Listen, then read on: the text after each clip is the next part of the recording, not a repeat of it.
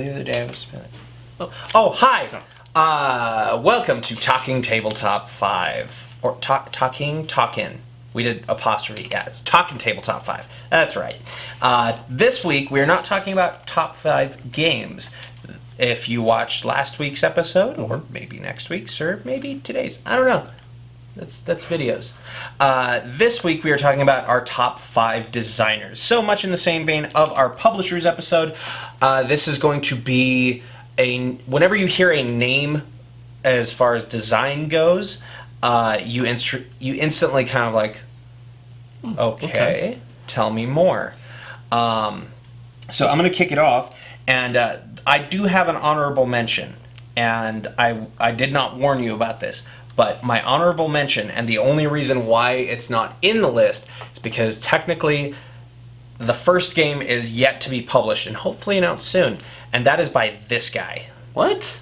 Yep. Wow. Daniel McKinley. So honestly, I did not know about what? Yep. Well, I haven't played a bad game of yours. You have.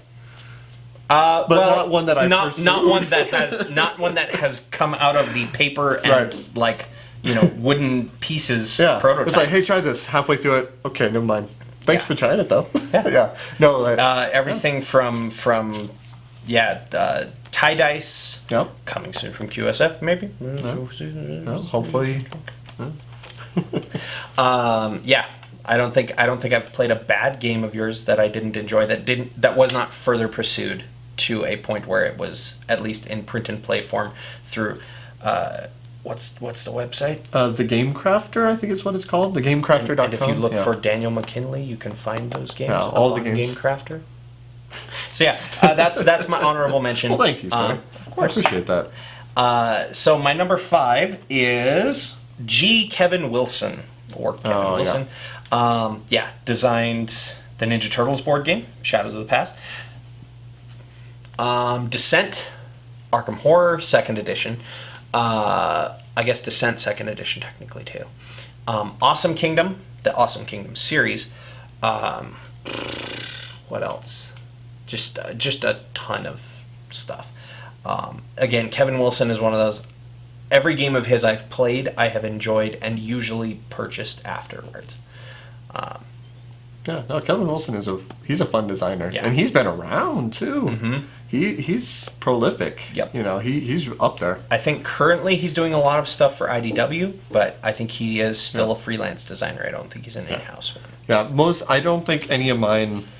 Maybe one designer is, to give the general viewers at home what that means. Certain companies will hire a designer and you work for them. Right. Every game you put out is theirs. Yeah. You don't do games for other companies. Right. Then you have also designers that have their own companies too. Like a James Ernest or Justin DeWitt or Andy Looney. Yeah.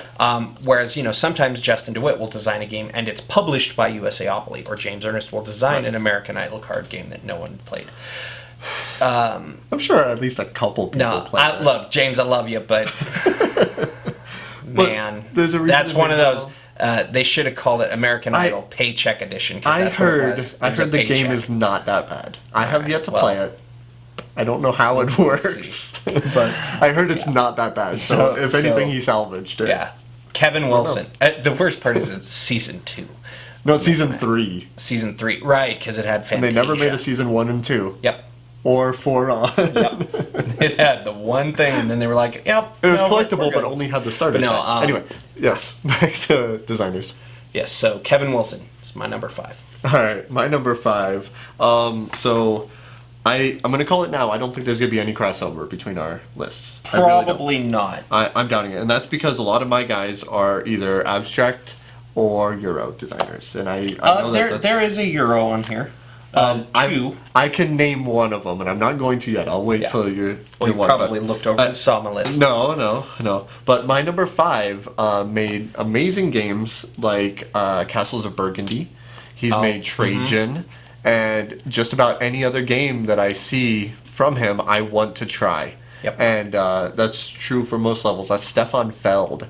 He is known as the King of Point Salad, which is a really weird term. And if you're not into board games as much as we are, you don't quite know what that means. And that means that everything you do gets you some points. Yeah. It's just Basically, the win condition is pretty much always have the most victory points. Have the most victory points. So there's very few turns that you play that you don't get points. There's 70 ways to get points. Yeah. And so it doesn't matter which strategy you pick because everything is viable. Well, it does matter, but you're right. But it's if I go deep on the strategy that you usually pick, there's 13 other options for you to go on. To win, yeah, exactly. And it's just how well you do that. And then it's not just like, oh, well, I'm going to pick this strategy and go with it. Yeah. He really rewards people thinking outside the box and combining strategies in really interesting ways. And that sounds really weird to explain, but that's the level of design that he does. Some of the most awesomely brain-burning Euro games I've played. Stefan Feld is my number 5. Stefan Feld. And we're saying the bar high number 4. With number 5. Yeah, for me, this list goes up from Kevin Wilson. Yeah, and that's saying something. And I know how much you like Kevin Wilson. Yeah, yeah. I mean, he designed my favorite board game of all time. Yeah, I've talked about it pretty much every video. Yeah. Ninja Turtles. So my number 4 is actually relatively new on my radar. It wasn't until I realized how many of this designer's games I own before I was like, oh wait, I actually really like this guy as a designer. And that is Bruno Cathala. Yep. And it wasn't until I pointed it out to you. Yamatai. He's got everything. It would be a 4-part series Jamaica. Just to list like half of his stuff. Yeah. But yeah, he and very very much a Euro designer. Mm-hmm. But not always. I mean, not always. He has some good combat in a lot of his stuff. So. But yeah, it was one of those like weird moments of like, oh, huh, yeah, I do own a bunch of Bruno Cathala's games. Yeah. I guess he's in my top 5. I remember when we were discussing this list, I brought his name up, and you're like, I don't know if I have that many games. I'm like, yeah you do. Yeah. Then you're like, all right. Bruno Cathala. Yeah. And it's the reason why I like him is because of games like Yamatai and Five Tribes, which again, the box can technically be misleading, but don't judge a book by its box. Right. Don't judge a board game by its cover. Yeah, that's fair. Yeah, there you go. Or its graphic design. Trademark. Yeah.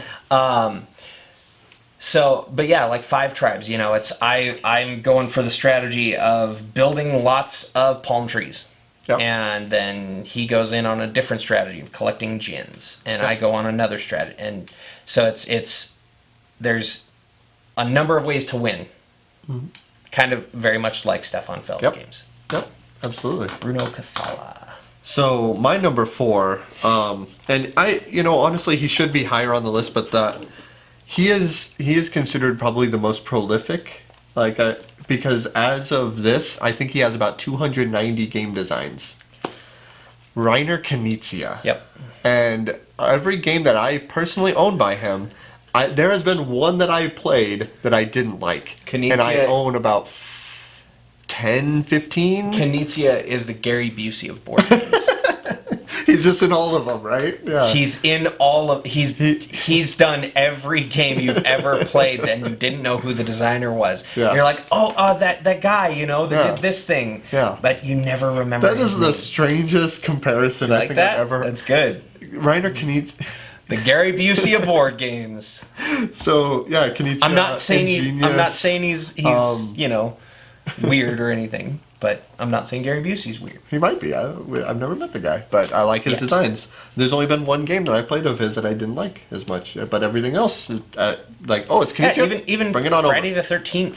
Friday the 13th, that was a fun game. Quick little push your luck game. And from Yellow Games by Zigamic. Yep. Ingenious by Fantasy Flight. Oh, the list just goes on and on. I could go for days listing off Knizia games. And Raw. Oh man. I believe he's now in the Tokyo Boys. Wouldn't surprise me. Would not surprise me at all. That was your number 4? That was my number 4. Oh, yeah. Well, my segue is going to be off, but we'll talk about more from the Tokyo Boys in a minute. Okay. So I realized they were reordered. Number 3. My number 3 is designer of the American Idol card game and a number of other good games. Sorry, James. James Ernest. Designer of Tack and Kill Dr. Lucky, Save Dr. Lucky, Get Lucky, Brawl, Button Man, Pairs. Pairs. Yeah. Yeah. I have not played a bad James Ernest game. Now, I know we've made jokes about the American Idol one, but in fairness, I have not played it yet, so I don't know. It could be a good game. Could be but good, it's just more so it was the Yeah.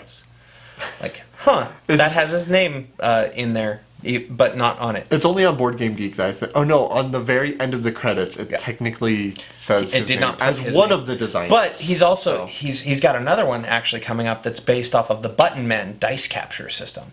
Cool. And it is an IP game, and it's a Sailor Moon IP game. Oh, and wow. It actually looks really good. I'm not a fan of Sailor Moon, but I might give that a try. That's cool. It looks so good. So James Ernest is my number 3.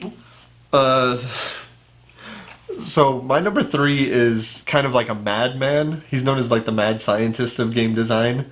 Do you think you know it? He has his own company. It's F2. It's not F2Z. It's 2F. Okay. Games. So I almost thought you were talking about Andy Looney for a second. No, And then I no. realized, no. Andy Looney, he is kind of a mad scientist. He really He is. is. He's a legit scientist that is mad. He worked for NASA. But he doesn't- He quit NASA Yeah. to make board games. Because of this guy's game designs, he is considered the mad scientist. Yeah. That's Freedom and Freeze. Oh, yeah. And Yeah. he made 504. Yep. He's made The Power choose your Grid. own game. The choose your own game, yeah, pretty much. And then all his Fabled series. Yep. Everything that I've seen coming out from that, and everything that I've been talking about the new stuff, Mm-hmm. like to give you an example, a new game that they announced, I don't know if it's going to be good, but I'm assuming it'll be decent. I'm going to play it.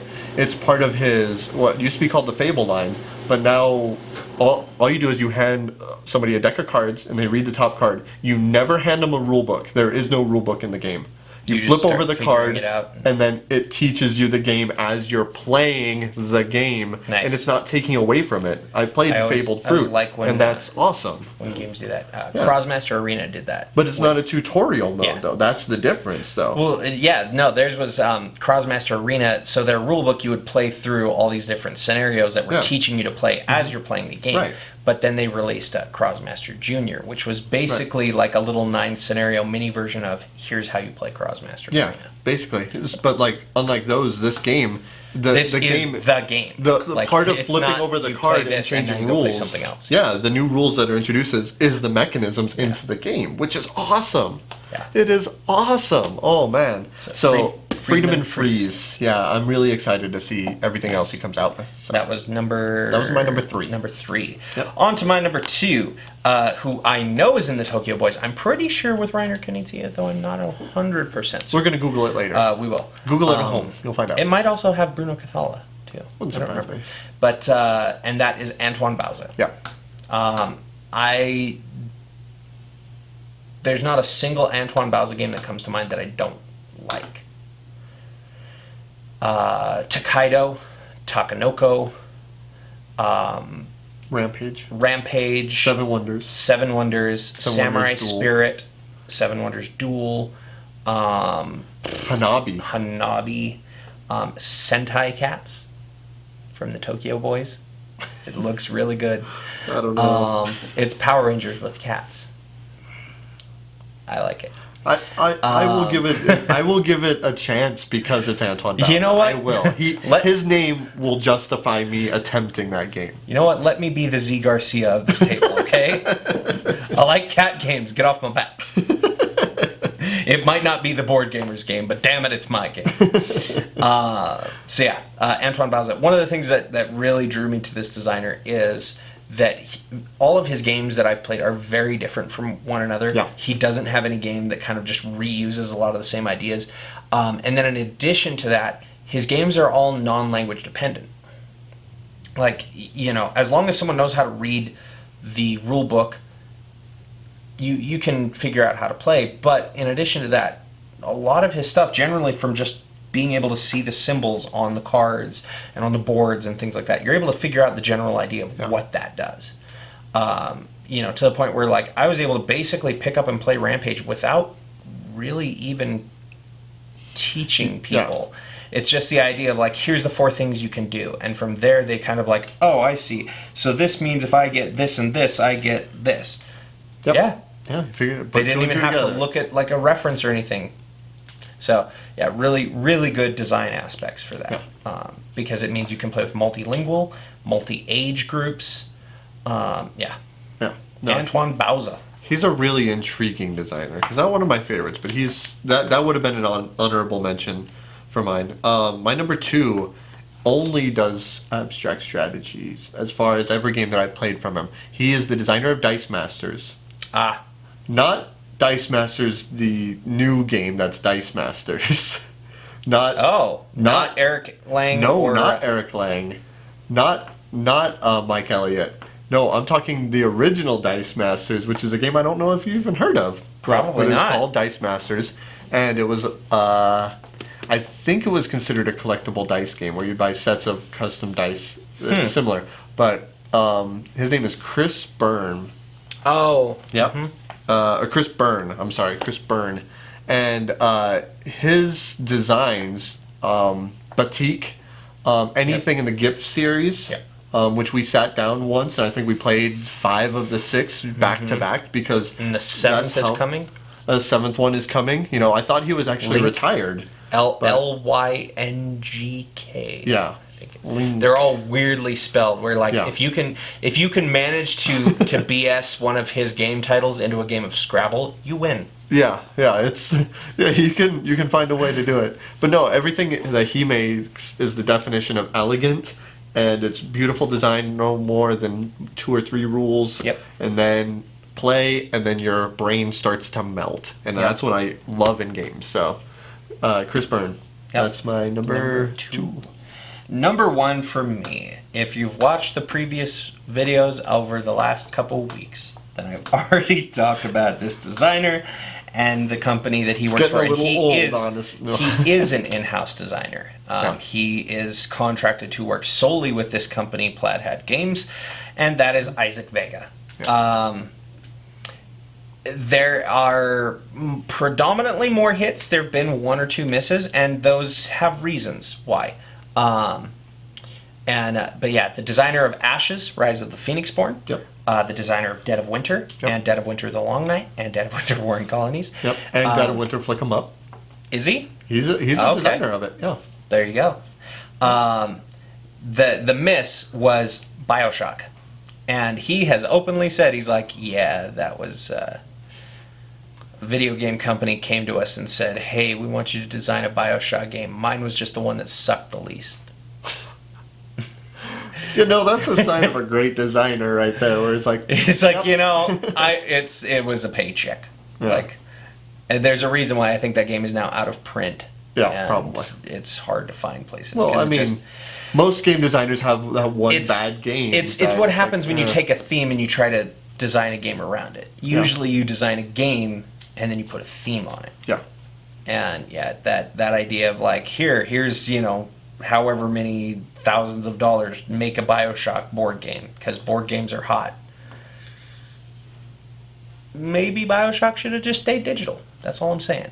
But yeah, Isaac Vega. And you every other game of his I've liked. You can't tell me that if I brought you BioShock, you wouldn't try it. Oh no, I'd play it, and I have been present while it was played. Yeah. I just abstained because I looked at it and was like, yeah, but you would still try it. Ham-fisted. I mean, join us next week when we play American Idol, the trading card game, and BioShock. And BioShock back to back. Yes. So my number 1, I'm pretty sure you're going to be able to guess it. He's no longer with us anymore. He died, I think, early 2000s. Prince designed board games? No, not Prince. He died later. But if Prince designed board games, it would be this man. I have no idea why I made that. Purple Rain, the board game, coming soon from Isaac Vega. Yeah. And James Ernest. It's a dual game. It's a dual game. Ashes. All the ashes in the clouds made purple Ashes, rain. Purple Rain. I would play the hell out of that. Put Prince into Ashes. Oh, I've started something. I apologize, viewers at home. So my number 1 is Sid Saxon. Yeah. He has designed Can't Stop. Yep. He has designed Acquire. Mm-hmm. And that was in the 60s that he designed that. Samarkand. He has designed Yeah. GameStop Express. He has designed I'm the Boss. He has designed The list Sleuth. He has designed so many other games that I love. And now that you've said your number one, I'm willing to bet that one of your honorable mentions was Alan Moon. Actually, no. Really? For Ticket to Ride? No. I mean, it came up. It's not on my list. It came up in thought. And even though I love Ticket to Ride, even though I love the 10 Days in the USA series or the 10 Days series, even though I like a lot of his Alan stuff... Moon does a lot of things with maps. He does. Especially the US map. I have played a few Alan Moon games that I did not like nearly as much as a lot of his others. So my honorable mention, though, was Roberto Fraga, where he is doing... And now Kane Klenko, he's actually another one on the list. Anybody who's doing fun things with dexterity in the game, I'm already interested in. So if I see Roberto Fraga or Kane Klenko, I'm But your number one, Sid Saxon, easily. Interesting. So check out any Sid Saxon game ever. You probably won't be disappointed. I don't know. I'm sure he made a bad one. And if somewhere. you die, and indeed there is an afterlife, he's probably making the games out there. Yeah. He's entertaining Jesus and all the unbaptized babies. I don't know. That's an odd. We can cut that out, right? Right. Anyway, we'll leave it in. He actually also an interesting fact about Sid Saxon that's completely pointless. I'm just kind of rambling on. He owned over like 14,000 board games when he passed away, and most of them were from designers that handmade games and sent it to him for advice.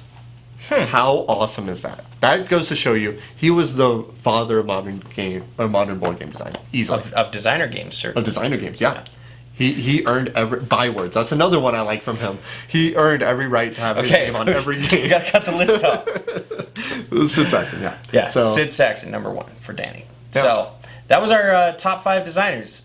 With apologies to James Ernest and Isaac Vega. So join us next week. This has been Talkin' Tabletop 5. This has gone off the rails.